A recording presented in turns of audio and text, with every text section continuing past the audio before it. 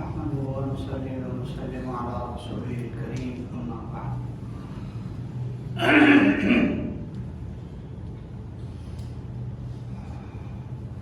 قال الله تبارك وتعالى: أعوذ بالله من الشيطان الرجيم. بسم الله الرحمن الرحيم. قل إن كنتم تحبون الله فاتبعوني يحببكم الله ويغفر لكم ذنوبكم والله غفور رحيم. وقال رسول الله صلى الله عليه وسلم: لا يؤمن أحدكم حتى أكون أحب إليه من والده وولده والناس أجمعين. أو كما قال رسول الله صلى الله عليه وسلم. اللهم صل على سيدنا ونبينا وحبيبنا وقرة أعيننا محمد وعلى آله وأصحابه وبارك وسلم. میرے محترم دوستو، موضوع جس کی آج تیاری کی ہوئی تھی وہ کچھ اور تھا.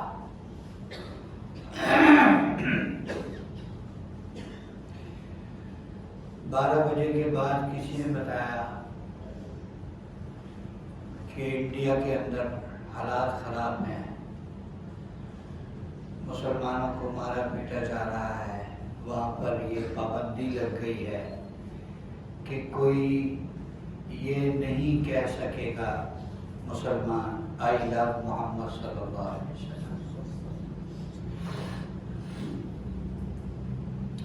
اور مزے کی بات یہ ہے اس پر سارے مسلمان کھڑے ہیں، اور اس سے بھی مزے کی بات یہ ہے کہ ہندو بھی مسلمانوں کے ساتھ کھڑے ہیں،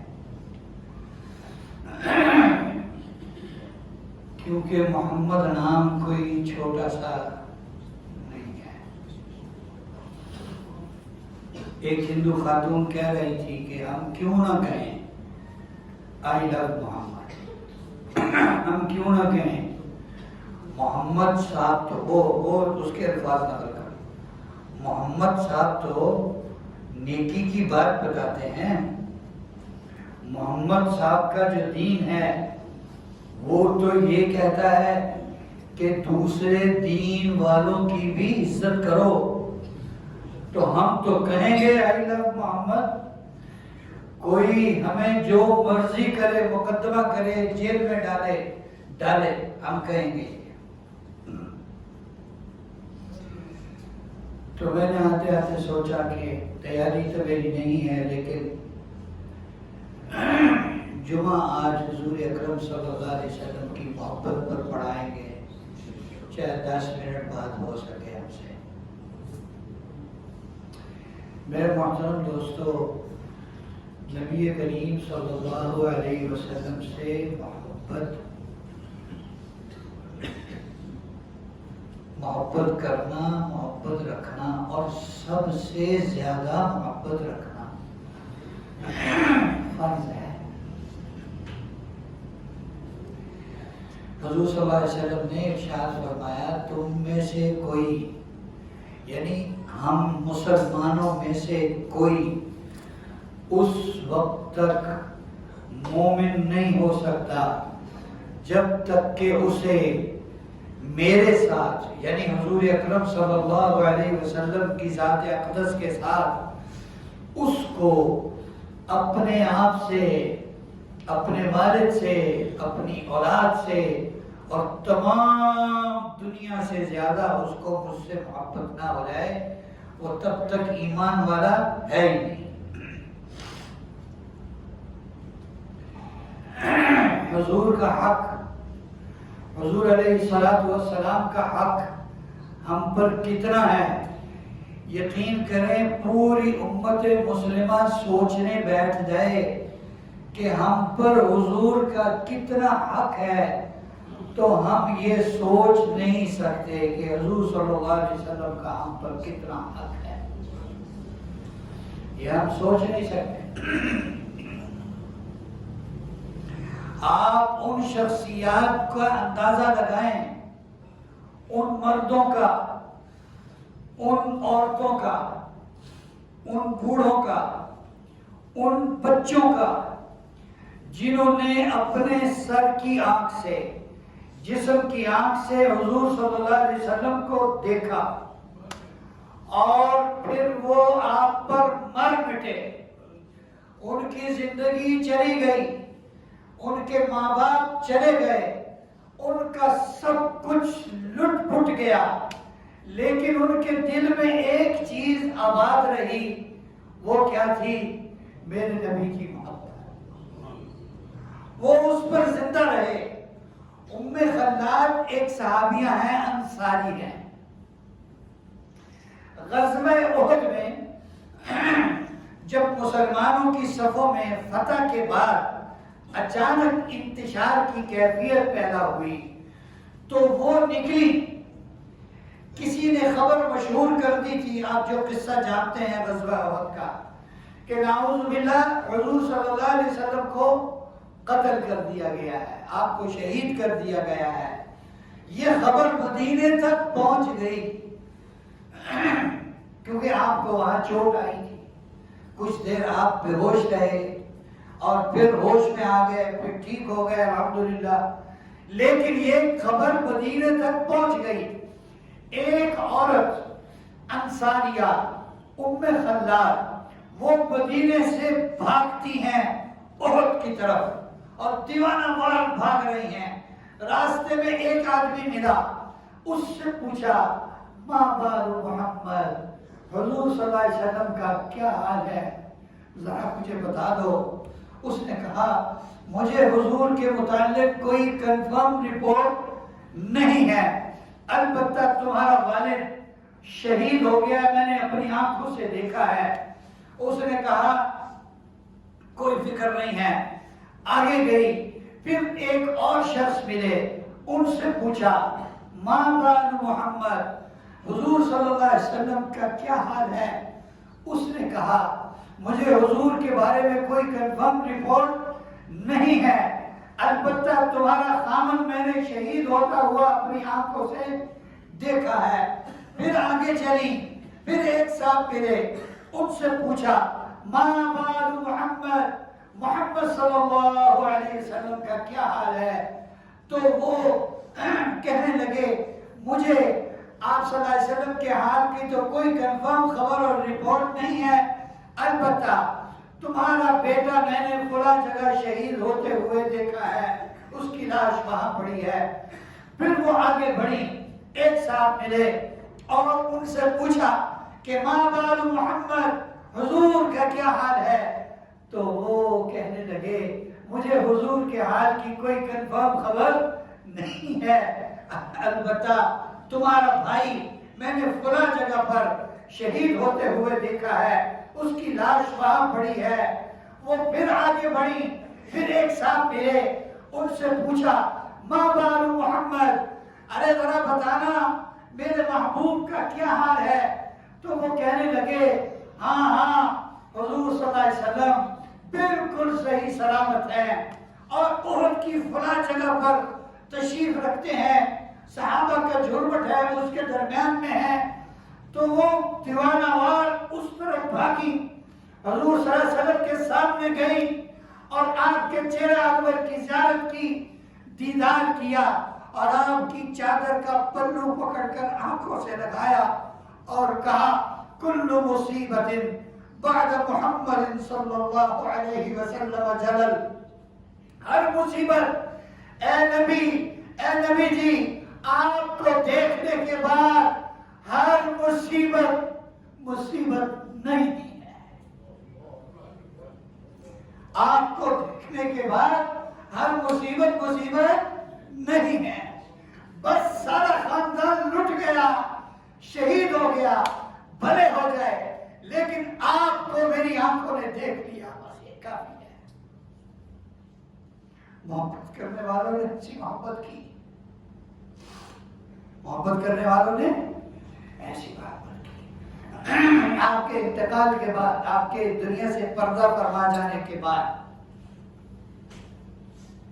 ایک خاتون آئی، سیدہ عائشہ صدیقہ رضی اللہ تعالیٰ عنہ کی خدمت میں اور کہا ام المومنین ذرا دروازہ کھول دیں اپنے حجرے کا، میں اپنے نبی کی قبر پر جانا چاہتی ہوں۔ دروازہ کھول دیا، وہ قبر مبارک کے اوپر کہیں بیٹھی رہی، روتی رہی، بیٹھی رہی، روتی رہی، بیٹھی رہی، روتی رہی، اور اسی روتے روتے میں ان کی جان آفرین کے سپرد ہو گئی۔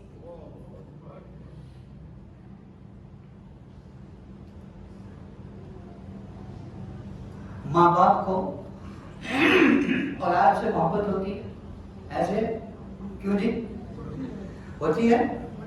اولاد کو بھی ہوتی ہے ماں باپ سے۔ ماں باپ اولاد کو کہیں بھیجتے ہیں، کسی کام سے بھیجتے ہیں، بچہ کہیں کمانے کے لیے جا رہا ہے، شہر سے باہر جا رہا ہے، ملک سے باہر جا رہا ہے، ضرورت کے درجے میں بھیجتے ہیں، لیکن ان کے دل کی محبت بھڑکتی ہے، بیٹا جا رہا ہے، بیٹا جا رہا ہے، بیٹا جا، بھیج بھی رہے ہیں اور رو بھی رہے ہیں۔ حضور اکرم صلی اللہ علیہ وسلم کی جو اپنی امت سے محبت تھی، کیا والدین کی اولاد کے ساتھ ہوگی، کیا والدین کی اولاد کے ساتھ ہوگی۔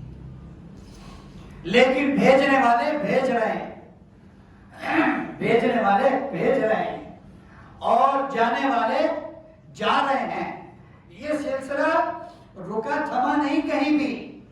معاذ بن جبل رضی اللہ تعالیٰ عنہ سارے صحابہ میں سے ایک واحد صحابی ہیں، اللہ تعالیٰ کبھی بیشی معاف فرمائے۔ سارے صحابہ میں سے ایک واحد صحابی ہیں، سب حضور کو کہتے تھے حضور مجھے آپ سے محبت ہے، حضور مجھے آپ سے محبت ہے۔ یہ معاذ بن جبل ہیں جنہیں حضور صلی اللہ علیہ وسلم یمن روانہ فرما رہے ہیں، گورنر بنا کر، معلم بنا کر، مبلغ بنا کر انہیں یمن روانہ فرما رہے ہیں، اور حضور فرما رہے سواری پر بیٹھو معاذ، معاذ سواری پر بیٹھو۔ معاذ کہہ رہے ہیں حضور آپ پیدل چلیں، آپ کا وقت سواری پر ہو، یہ نہیں ہو سکتا۔ حضور نے فرمایا میرا حکم ہے سواری پر بیٹھو، سواری پر بیٹھ گئے، حضور پیدل چل رہے ہیں، معاذ سواری پر سوار ہیں، حضور صلی اللہ علیہ وسلم فرما رہے ہیں یا معاذ، یا معاذ عسى ألا تلقاني بعد عامي هذا ولعلك أن تمر بمسجدي هذا وقبري۔ اے معاذ مجھے لگتا ہے جب تم اگلے سال آؤ گے تمہاری مجھ سے ملاقات نہیں ہوگی، تمہاری مجھ سے ملاقات نہیں ہوگی، اور مجھے لگتا ہے جب تم آؤ گے تو تمہیں صرف میری مسجد اور میری قبر ملے گی۔ روایات میں آتا ہے فَبَكَى مُعَاذ، معاذ رونے لگے جشعاً پھوٹ پھوٹ کر لفراق رسول اللہ صلی اللہ علیہ وسلم، رسول اللہ صلی اللہ علیہ وسلم کی جدائی کے غم میں۔ یہ صحابہ میں واحد صحابی ہیں جنہیں حضور صلی اللہ علیہ وسلم نے فرمایا اے معاذ اللہ کی قسم مجھے تم سے محبت ہے۔ باقی سارے کہہ رہے ہیں میرے نبی کو کہ اللہ کے رسول مجھے آپ سے محبت ہے۔ آپ ان کی شان کا اندازہ لگائیں، ایک صحابی کو جن کا نام معاذ بن جبل ہے، حضور ان کو خود فرما رہے ہیں اے معاذ اللہ کی قسم مجھے تم سے محبت ہے۔ پھر سب آپ کو کہتے تھے، سب آپ کو کہتے تھے فداک ابی و امی و نفسی یا رسول اللہ، اللہ کے رسول میرے ماں باپ اور میری جان آپ پر قربان ہو جائے۔ دو صحابی ایسے ہیں، سارے صحابہ میں دو صحابی ایسے ہیں جنہیں اللہ کے نبی فرما رہے ہیں تمہارے اوپر میرے ماں باپ قربان ہو جائے، تمہارے اوپر میرے ماں باپ قربان ہو جائے۔ یہ آپس کی محبتیں، یہ آپس کی الفتیں، آپس کا عشق بتایا جا رہا ہے۔ ایک ساتھ بن ابی وقاص رضی اللہ تعالیٰ عنہ احد کے موقع پر یہ تیر اندازی فرما رہے تھے، کفار کو تیر مار رہے تھے، آپ صلی اللہ علیہ وسلم ان کو اپنے دست اقدس سے تیر عنایت فرما رہے تھے اور ارشاد فرما رہے تھے ارمی یا سعد فداک ابی و امی، اے سعد ان کو تیر مارو، میرے ماں باپ تم پر قربان ہو جائیں۔ میرے محترم دوستو، نبی اکرم صلی اللہ علیہ وسلم کی محبت کے بغیر زندگی مسلمان کی زندگی نہیں ہے۔ ایک عالم، ایک باپ معلم کے طور پر اپنے بچے کو یہ مسئلہ سمجھا رہا تھا، بچے حضور صلی اللہ علیہ وسلم سے محبت کرنا، سب سے زیادہ محبت کرنا ضروری ہے، حتیٰ کہ اپنے ماں باپ سے بھی، اپنے بچوں سے بھی۔ بچے کی سمجھ میں یہ سائنس نہیں آ رہی تھی، بچہ کہہ رہا تھا ابو جان ایسے کیسے ہو سکتا ہے کہ کسی سے مجھے آپ سے زیادہ محبت ہو جائے۔ باپ سمجھاتا رہا، بچے کی سمجھ میں بات نہیں آئی، تو پھر لگائی ایک لوہار کی، کہنے لگے بتاؤ اگر نعوذ باللہ میں حضور کی شان میں گستاخی کر دوں، میں حضور کا نعوذ باللہ گستاخ ہو جاؤں تو تم کیا کرو گے؟ بچے نے فوراً کہا ابا جان اگر آپ میرے نبی کی شان میں گستاخی کریں گے تو آپ کو قتل کر دوں گا۔ فرمایا یہی تو میں سمجھا رہا تھا، یہی تو میں تمہیں سمجھا رہا تھا کہ حضور سے محبت سب سے زیادہ ہونا ضروری ہے۔ حضور سے محبت سب سے زیادہ ہونا کیا ہے؟ ضروری ہے۔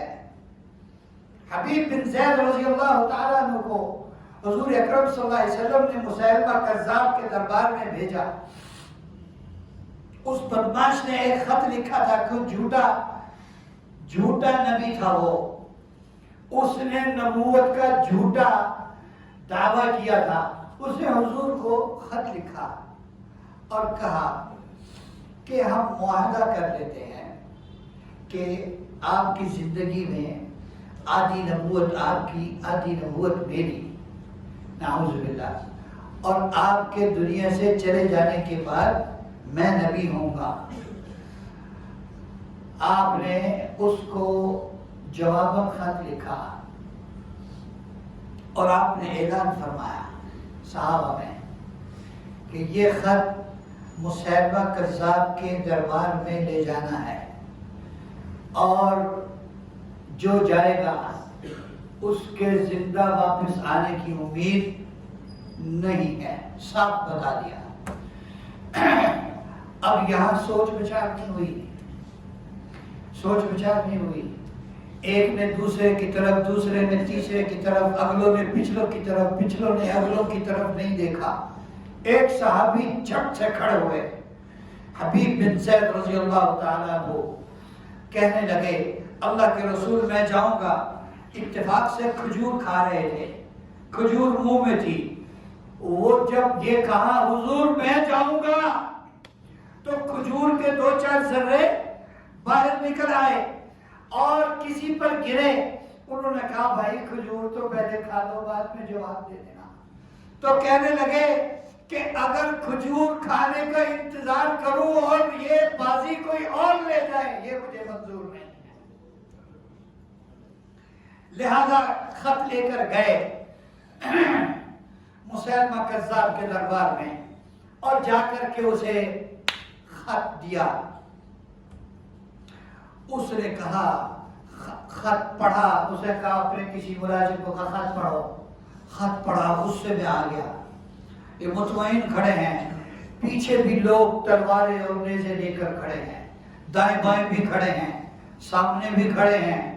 کہنے لگا تم میرے دربار میں ایسا گستاخانہ خط لے کر آئے ہو، تمہیں ڈر نہیں لگ رہا؟ اسے کہا ڈر کس بات کا لگ رہا ہے؟ کہ تمہیں مرنے سے ڈر نہیں لگتا؟ کہ تیرے جیسے بدبخت کے ہاتھوں روز ہم مرنے کے لیے تیار ہوتے ہیں، ہم روز مرنے کے لیے تیار ہوتے ہیں اپنے نبی کی غربت پر، ہم روز مرنے کے لیے تیار ہوتے ہیں اپنے نبی کے نام پر، ہم روز مر مٹنے کے لیے تیار ہوتے ہیں، اپنے دین پر کرو جو کرنا ہے۔ کہنے لگا کہ تم بتاؤ تمہارا حضور کے بارے میں کیا عقیدہ ہے؟ کہنے لگے کہ میں گواہی دیتا ہوں حضور صلی اللہ علیہ وسلم اللہ کے آخری رسول ہیں، ان کے بعد کوئی نبی نہیں ہے۔ اس نے کہا میرے بارے میں تمہارا کیا خیال ہے؟ کیا تم میرے نبی ہونے کی گواہی دیتے ہو؟ کہنے لگے کیا کہہ رہے ہو تم؟ مجھے تمہاری بات سن نہیں رہی، مجھے تمہاری بات سن نہیں رہی۔ اس نے تلوار لی اور ایک ہاتھ کاٹ دیا ان کا۔ بعضی روایات میں ہے ہاتھ کاٹا، پھر دوسرا کاٹا، پھر بازو کاٹا، پھر دوسرا بازو کاٹا۔ بعضی روایات میں یہ قصہ یوں لکھا ہے ایک ایک جوڑ ہاتھ کی انگلیوں سے نکالنا شروع کیا، ایک ایک جوڑ کاٹنا شروع کیا، اور ہر جوڑ کاٹ کے پوچھتا کہ محمد صلی اللہ علیہ وسلم کے بارے میں تمہارا کیا خیال ہے؟ وہ کہتے کہ حضور صلی اللہ علیہ وسلم میرے نبی ہیں اور آخری نبی ہیں، آپ کے بعد کوئی نبی نہیں۔ پھر یہ سوال پوچھتا کہ میرے بارے میں تمہارا کیا خیال ہے؟ تو وہ کہتے مجھے تمہاری بات سنائی نہیں دے رہی، وہ ایک اور جوڑ کاٹ دیتا۔ اسی طرح سوال جواب ہوتے گئے، ان کے جسم کے جوڑ کٹتے گئے اور ان کا خون نچڑتا گیا، بہتا گیا، حتیٰ کہ شہید ہو گئے۔ نبی کریم صلی اللہ علیہ وسلم کی خبر پوری ہو گئی۔ ان کی بوڑھی والدہ ام عمارہ رضی اللہ تعالی عنہ کو کسی نے خبر دی آپ کے بچے کو حبیب بن زید انصاری رضی اللہ تعالی عنہ کو اس طرح مسیلمہ کذاب نے تکلیف دے دے کر شہید کیا، اور وہ اپنی بات سے ہلے اور ہٹے نہیں۔ یہ سوال ہوا، یہ جواب دیا، یہ سوال ہوا، یہ جواب دیا، تو ماں نے خوش ہو کر کہا الحمدللہ آج کے دن کے لیے اس کو میں نے دودھ پلایا ہے، آج میں اس کو اپنا دودھ بخش۔ میرے محترم دوستو، حضور اکرم صلی اللہ علیہ وسلم کی ذات اقدس پر کوئی کمپرومائز نہیں، کوئی مصلحت نہیں۔ ہاں وہ سمجھ لیں حضور ہماری کیا ہے؟ ریڈ لائن ہے۔ حضور اکرم صلی اللہ علیہ وسلم کی حرمت پر کوئی آنچ نہیں آئے گی انشاءاللہ، اور امت بلکہ ساری انسانیت جس میں غیر مسلم بھی ہوں گے، جس میں مسلمان بھی ہوں گے، سارے ایک طرف ہوں گے انشاءاللہ، اور دوسری طرف سارے یہودی اور سارے درندے جو مسلمانوں کے قاتل ہیں وہ سب ہوں گے انشاءاللہ۔ یہ دو گروہ عنقریب بنیں گے اور یہ دونوں ٹکرائیں گے، اور انشاءاللہ جو اللہ رب العزت نے قرآن پاک میں فرمایا هو الذی ارسل رسولہ بالہدی ودین الحق لیظہرہ علی الدین کلہ ولو کرہ المشرکون۔ اللہ نے اپنے رسول کو دین دے کر بھیجا، اللہ نے اپنے رسول کو بھیجا، دین دے کر بھیجا، اور اس لیے بھیجا تاکہ اپنے دین کو سارے دینوں پر غالب کر دیں۔ یہ ہو کر رہے گا انشاءاللہ۔